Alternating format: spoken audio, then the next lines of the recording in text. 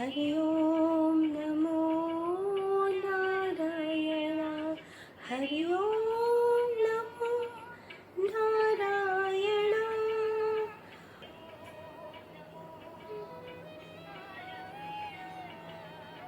श्री गणेशाय नमः। दोस्तों, भाइयों बहनों, कुटुंबीजनों, स्वजनों, सबको तृप्ति जोशी शाखा जय श्री कृष्ण। गीता ज्ञान मंजरी नाम की चैनल में आप सबका स्वागत। आप मुझे लाइक कर सकते हो, सब्सक्राइब कर सकते हो और गीता के अध्ययन में मेरे साथ जुड़े रह सकते हो। इस अध्याय में अर्जुन पूछते हैं कि हे केशव, आप कर्म के बारे में भी बताते हो, कर्म की प्रशंसा करते हो और कर्म त्याग करने के लिए भी कह रहे हो, तो मेरा मन विचलित हो रहा है। मैं सोच नहीं पा रहा हूं कि आप क्या कहना चाहते हो। तो कोई एक मार्ग बताइए जो मेरे लिए कल्याणकारी हो, मेरे लिए हितकारी हो। श्री कृष्ण भगवान कहते हैं कि हे अर्जुन, ज्ञान योग से ज्यादा कर्म संन्यास श्रेष्ठ है। ऐसा मनुष्य जो किसी से द्वंद्व नहीं करता, जो किसी से राग द्वेष नहीं करता, ऐसा मनुष्य संसार में रहकर भी ऐसा कर्मयोगी श्रेष्ठ गिना जाता है। बहुत सारे मनुष्य ज्ञान और कर्म को अलग मानते हैं, वो अज्ञानी होता है। और जो ज्ञानी होता है वो ज्ञान और कर्म को एक जैसे ही फल की प्राप्ति देने वाला मानते हैं। भले दोनों का मार्ग अलग हो, लेकिन फल की प्राप्ति दोनों मार्ग से मिल सकती है, ज्ञान योग से भी और कर्म योग से भी। ज्ञानी मनुष्य को मिलता है वही स्थान कर्मयोगी को मिलता है। कर्मयोग बिना संन्यास प्राप्त नहीं हो सकता। तो दोनों का मार्ग एक जैसा ही है, ऐसा ज्ञानी मनुष्य जान लेता है। जिसने अपने मन को अंकुश कर लिया हो, वो संसार में सब कुछ पा सकता है, सारी सिद्धि को हासिल कर सकता है। जो मनुष्य मुझ में एकाग्र रहता है, मेरी आत्मा से उसकी आत्मा को लीन कर देता है, वो मनुष्य बहुत सारे कर्मों के बंधनों से मुक्त हो जाता। जो तत्वज्ञानी योगी पुरुष होता है, वो मनुष्य खाता है, पीता है, सोता है, चलता है, सूंघता है, श्वास लेता है, बैठता है, कुछ भी करता है। उनकी मन सारा कर्म इंद्रिया करवाती है, ऐसा सोचता है। कुछ पता ही नहीं है कि ये क्यों हो रहा है। एक चित्त मन भगवान के साथ लीन है। तो श्री कृष्ण भगवान कहते हैं कि जो योगी पुरुष होता है, वो कुछ भी करता है तो मानो इंद्रिया करवाती है, ऐसा सोचता है। जैसे कमल का पत्ता पानी से लिप्त नहीं होता, वैसे ही आसक्ति रहित मनुष्य को कोई भी कर्म लोपाते नहीं है। कमल का फूल जिसको देखकर ही चेहरे पर मुस्कान आती है, लेने का मन करता है। लक्ष्मी जी को प्यारा कमल का फूल कादव में है, तभी तो लोग दृष्टांत देते हैं कि कादव में सुंदर फूल उगता है। वो पानी पर तैरता है लेकिन लिप्त नहीं होता। तो जो योगी पुरुष है, वो हृदय की शुद्धिकरण के लिए कर्म करते हैं। उनको कोई भी कर्म बंधन स्पर्श करते नहीं है। जो मनुष्य समवृत्ति वाला होता है पर योग रहित होता है, वो कर्म से निश्चित शांति जरूर मिलती है, पर फल की कामना और आसक्ति रखने वाला मनुष्य रहता है वो। तो योग रहित मनुष्य को कर्म के ऊपर फल की आसक्ति रहती है। हमारा जो देह है उसके 9 दरवाजे हैं। उस 9 दरवाजे के अंदर अपनी आत्मा को प्रवेश करके, कर्ता भाव को छोड़ के हम क्या कर रहे हैं, हम कितनी बड़ी सिद्धि हासिल की है, हम इस समाज में बहुत बड़ा नाम है, ऐसा कुछ भी ना सोच के सब भगवान करवा रहे हैं, ऐसा सोचने वाला मनुष्य ज्ञानी गिना जाता है, कर्म बंधनों से मुक्त हो जाता है। कोई भी मनुष्य के कर्म और कर्म की जो फल है वो परमात्मा उत्पन्न करते नहीं है। हमारा जो कर्म है वो हम अपने स्वभाव के हिसाब से चुनते हैं। प्रकृति की नियत के अनुसार सारे कार्य जरूर होते हैं, लेकिन जो कर्म है वो भगवान उत्पन्न नहीं करते और ना ही वो पाप और पुण्य को संयोग करता है। जो हम पाप और पुण्य करते हैं, हमने ये सोच लिया कि इसको करने से ये पाप है, इसको करने से ये पुण्य है, हमारी बुद्धिमत्ता वो तय करती है। पर भगवान की मन जो मनुष्य उसको एक चित्त लगाकर सब छोड़ के शांति पूर्वक उसको भजता है, वही मोह रूपी दलदल में से जो बाहर निकल जाता है उसको परम शांति मिलती है।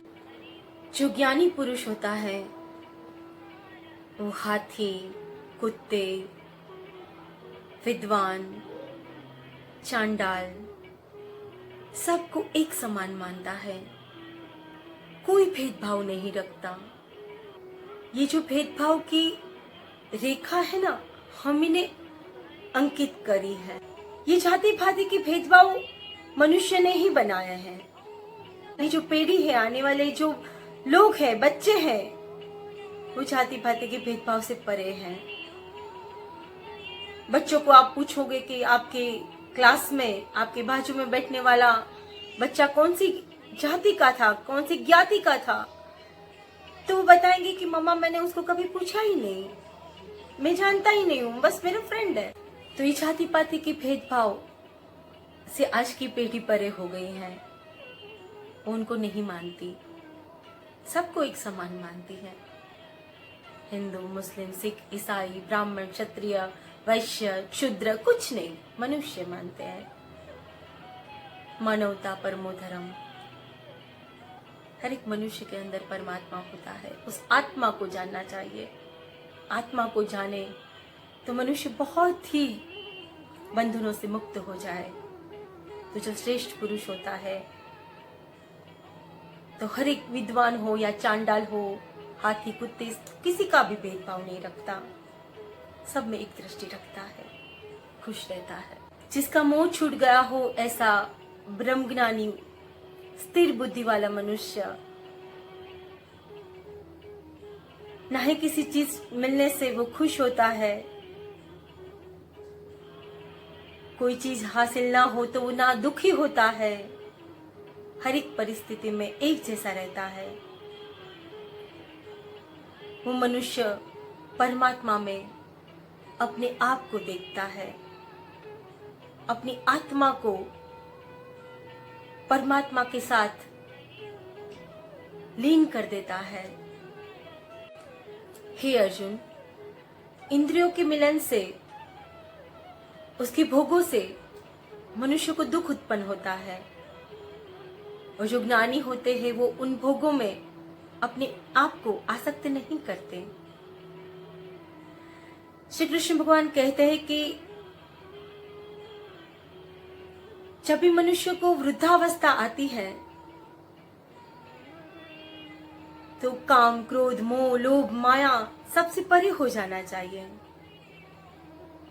सब में आसक्ति रहित जीवन जीना चाहिए। पहले के जमाने में लोग वानप्रस्थाश्रम में जाते थे। ये सारे भौगोलिक सुख को त्याग करके वन में एकांत में ध्यान समाधि में चले जाते थे। राजा महाराजा भी ऐसे करते थे। सब राजपाट अपने बच्चों को देखकर वन में चले जाते थे, प्रभु में लीन हो जाते थे, मुक्ति के मार्ग को समझ लेते थे। लेकिन आज इस कलयुग में भौगोलिक सुख ही इतने बढ़ गए हैं कि उनको छोड़ना इतना आसान नहीं है। क्रोध का त्याग करना है, क्रोध पर अंकुश करना है। मेरे ही किसी स्वजन ने मुझे एक फोन किया कि मैडम आपका हम अध्याय सुन रहे हैं, सुनते सुनते बहुत अच्छा लगता है, लेकिन क्या ये सब त्याग करना जरूरी है? आपने बोला है सब त्याग कर देना चाहिए, तभी मोक्ष मिलेगा। हमको मोक्ष नहीं चाहिए, हम इसी में ही, इसी संसार में ही रहना चाहते हैं, अगले जन्म में भी संसार में आए ऐसा चाहते हैं। तो भगवान श्री कृष्ण आने वाले अध्याय में जरूर कहेंगे कि जो मेरा भगत है, वो मुझे चाहने वाला भगत है, वो संसार को भी वापस मांगता है ताकि वो मेरा नाम ले पाए, मेरी भक्ति कर पाए। वो संसार भी चाहता है, पर ऐसा संसार जो मोक्ष जैसा ही है। आने वाले अध्याय में भगवान श्री कृष्ण यही कहते हैं कि सब छोड़ना आपके लिए सबके ना हो तो अच्छे कर्म किया करो, अच्छा आचरण किया करो। उससे भी बहुत सारे कर्म बंधनों से हम मुक्त हो सकते हैं, पाप कर्मों से मुक्त हो सकते हैं। तो श्री कृष्ण भगवान कहते हैं कि मनुष्य को क्रोध में अंकुश करना लेना चाहिए। कहीं हरिद्वार में जाकर भजन कीर्तन करो, ऐसा नहीं कि संसार छोड़ के साल में 1-2 बार जाओ, बस अपने आप को थोड़ा 25%, क्योंकि कलयुग में बोला गया है कि भगवान श्री कृष्ण कल के रूप में आएंगे। और जो पहले के जमाने में तप करना पड़ता था, समाधि लेनी पड़ती थी, सालों तक भगवान का नाम लो तब भगवान प्रसन्न होते थे, और इस कलयुग में 25% भी भगवान का नाम लेंगे, 25% भी उनके साथ अपने आत्मा को परमात्मा में साक्षात्कार करेंगे तो भी भगवान प्रसन्न होंगे। जो योगी पुरुष हैं वो अंतरात्मा में ही सुख, उल्लास और प्रकाश का अनुभव करता है और मोक्ष का अधिकारी बनता है, और पाप पुण्य के जो मेल है वो धुल जाते हैं। श्री कृष्ण भगवान इस अध्याय में ये कहते हैं,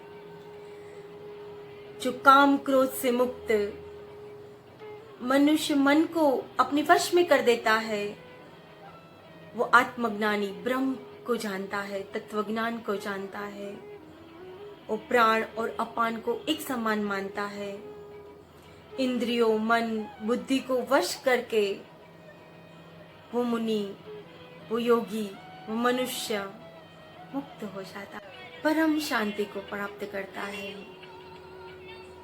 मुझे प्राप्त करता है, मुझे जान लेता है और मैं उसे जान लेता हूँ।